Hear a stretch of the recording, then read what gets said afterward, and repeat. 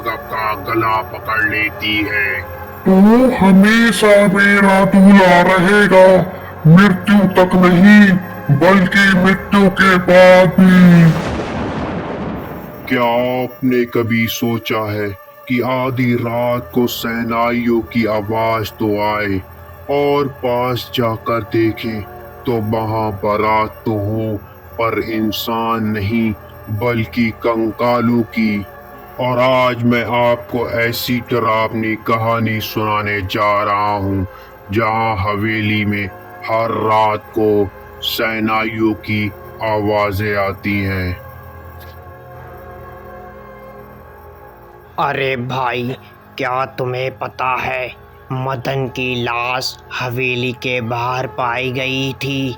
पता नहीं वो रात में वहाँ क्या करने गया था। पता नहीं भाई, हम गांव वालों के ऊपर इस हवेली का कहर कब तक चलता रहेगा।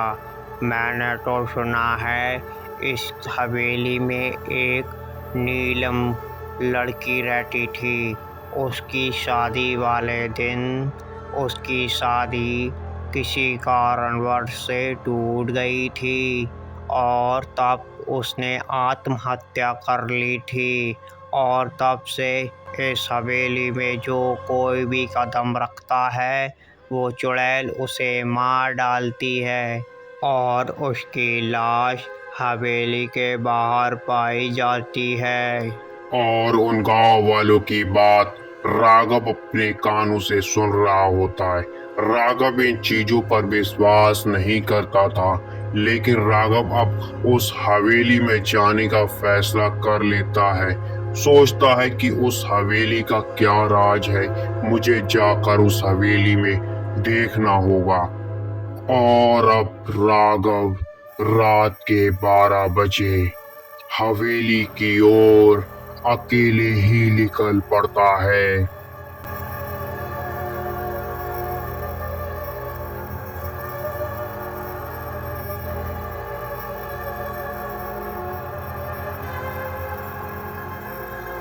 और अब राघव हवेली के पास पहुंच जाता है और वहीं खड़े होकर सुनता है। उसे आवाज आती है जैसे हवेली में कोई नाच गाना हो रहा हो, जैसे हवेली से किसी शहनाइयों की आवाजें आ रही और वो ये सब कुछ बाहर खड़ा होकर सुनता है।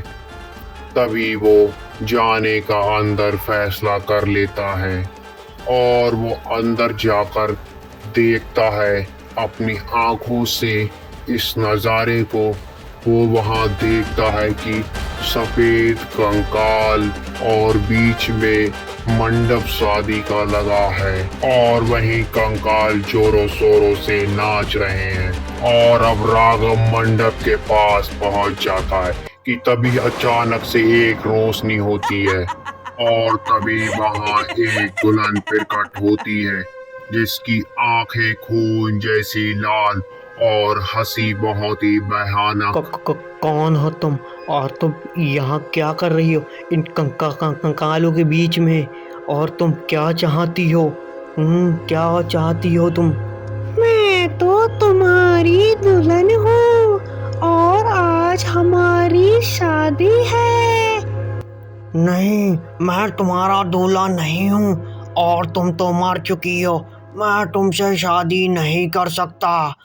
और इतनी बात सुनकर राघव की उस खूनी दुल्हन को गुस्सा आ जाती है और हवेली देखते ही देखते शमशान में बदल जाती है।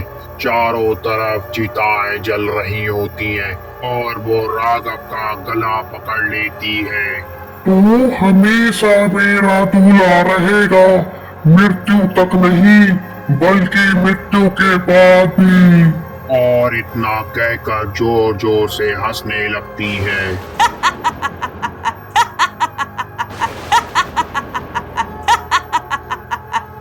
अगली सुबह जब गांव वाले लोग उस हवेली के रास्ते से गुजरते हैं तो वो लोग देखते हैं कि राघव की लाश हवेली के बाहर पड़ी है और वो समझ जाते हैं कि राघव जरूर रात में यहाँ आया होगा, तभी उसके साथ ऐसा हुआ है।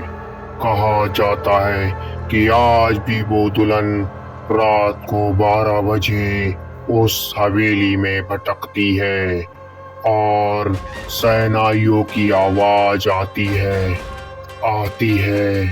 शहनाइयों की आवाज।